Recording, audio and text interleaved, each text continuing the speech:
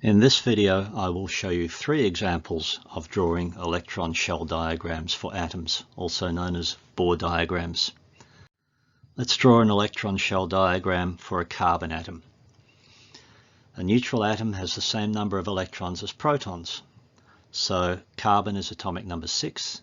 Carbon atoms have 6 protons, which means that neutral carbon atoms will also have 6 electrons.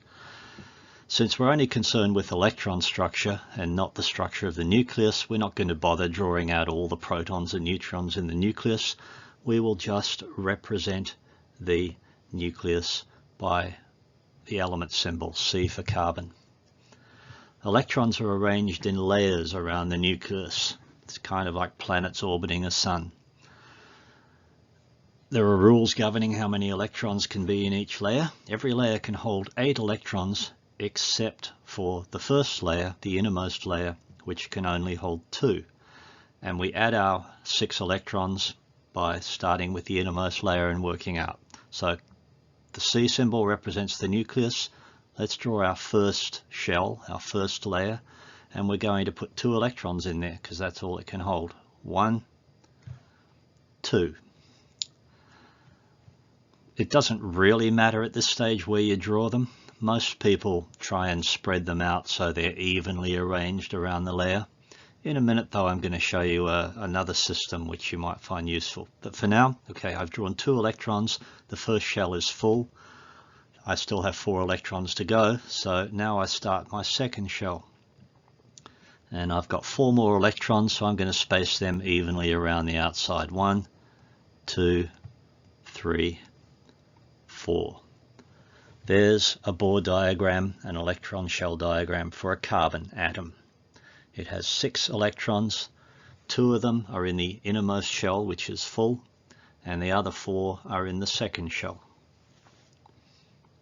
Let's look at another example.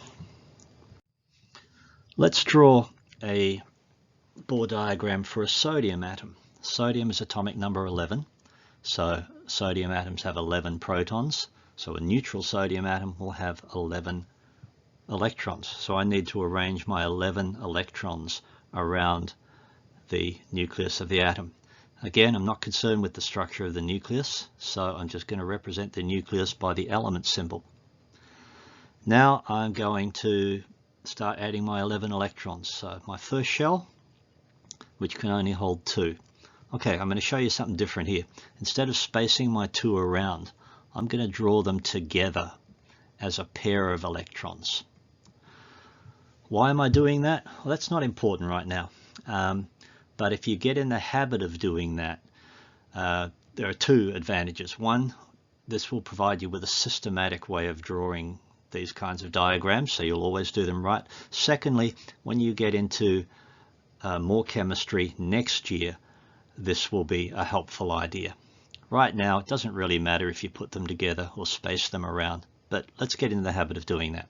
So there's our first 2 electrons. There's 11 in total. I have 9 to go.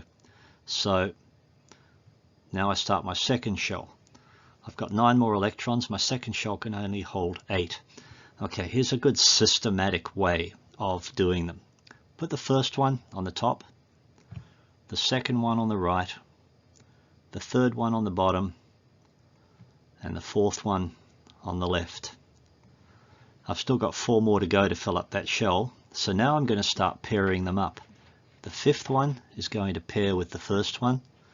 The 6th one is going to pair with the second one. The 7th one is going to pair with the third one. And the 8th one is going to pair with the 4th one. Again, don't worry about why they're pairing. And it doesn't really matter if you don't do that, if you just space them evenly, but it's a good habit to get into for later study. So now we've got 10 electrons. The sodium atom has 11 electrons. These 2 shells are full, so the 11th electron we have to start a new shell. And there's just going to be 1 electron in that shell. There is a Bohr diagram for a sodium atom. Let's do one more example. Let's do an oxygen atom. Oxygen is atomic number 8, so 8 protons, and therefore 8 electrons in a neutral atom. So we're just going to represent the nucleus with the symbol for oxygen, an O. And now we're going to draw our first electron shell. Our first electron shell can only hold 2 electrons, so let's put 2 there. And like I said a moment ago, wouldn't be a bad idea to get in the habit of drawing them as a pair. The first 2 are always a pair in that first shell. Doesn't matter why. And if you don't do that, it's okay at this stage. That's 2 electrons. We've got 6 to go. So now we're going to put them in our second shell. And following the pattern I showed you a moment ago, I've got to draw 6 electrons. So 1 on the top, a second one on the right, third one on the bottom, fourth one on the left. I've got 2 more to go, so I'm going to pair up my 5th one with my first one, and I'm going to pair up my 6th one with my second one. There's a Bohr diagram for an oxygen atom. It has 6 electrons, a full first shell with only 2, and a second shell which isn't quite full. It has 6 electrons in it total, for a total of 8. I think I said 6 a minute ago, total of 8. So drawing Bohr diagrams is just a simple mechanical process. All you need to do is practice.